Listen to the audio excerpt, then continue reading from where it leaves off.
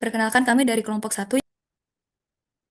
Yang pertama adalah definisi dari pendugaan. Pendugaan merupakan proses yang menggunakan sampel statistik untuk menduga atau menaksir hubungan parameter populasi yang tidak diketahui.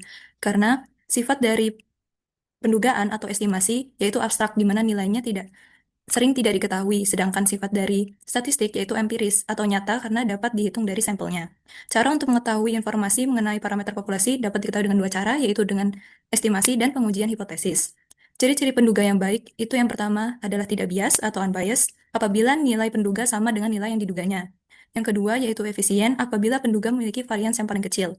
Dan yang ketiga yaitu konsisten, di mana estimasi atau pendugaan semakin baik sejalan dengan ukuran sampel yang semakin besar. Jika ukuran sampel bertambah, maka penduga akan mendekati parameternya. Jika ukuran sampel tak terhingga, distribusi sampling penduga akan mengecil menjadi tegak lurus di atas parameter yang sebenarnya dengan probabilitas sama dengan 1.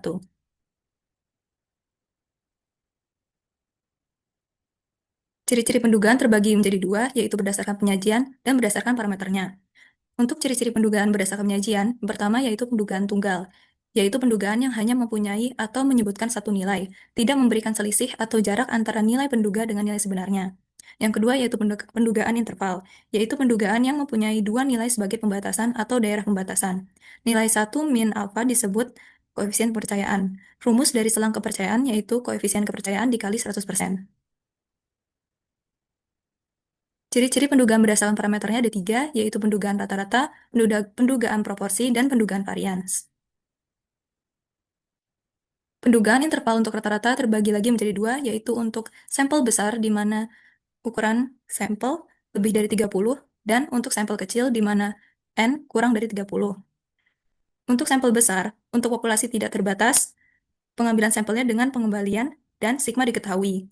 Rumusnya yaitu rata-rata sampel dikurangi nilai Z dikali sigma per akar kuadrat dari ukuran sampel. Dan untuk yang populasi terbatas, pengambilan sampelnya tanpa pengembalian dan sigma diketahui, atau N kecil dibagi N besar lebih dari 5%. Untuk pendugaan interval untuk rata-rata sampel kecil, rumusnya yaitu rata-rata sampel dikurangi nilai kritis dikali simpangan baku sampel per akar kuadrat dari ukuran sampel. Dan rumus untuk simpangan baku sampelnya yaitu akar dari sigma X kuadrat per N-1 dikurangi sigma X kuadrat per N dikali N-1.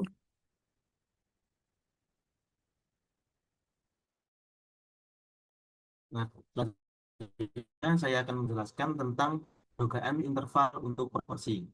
Nah, untuk proporsi itu ada dua, yaitu dan sampel kecil. Sampel besar itu N lebih dari 30, dan sampel kecil N kurang dari 30. Untuk sampel besar, untuk populasi tak terbatas dan terbatas, digunakan rumus interval proporsi dengan distribusi normal Z.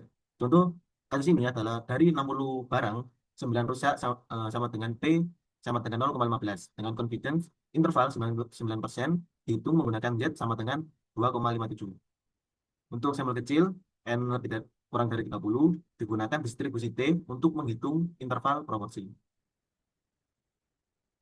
Nah, untuk konsep dasar dari estimasi interval min populasi itu ada tiga. Yang pertama, distribusi sampling. Yang kedua, pertimbangan lebar interval. Dan yang ketiga, tingkat kepercayaan atau biasa kita kenal dengan selang kepercayaan. Nah, untuk pendugaan interval selisih dua rata-rata, sampel besar dan beta 1 dan beta 2 diketahui. Digunakan rumus interval selisih dua rata-rata dengan distribusi normal.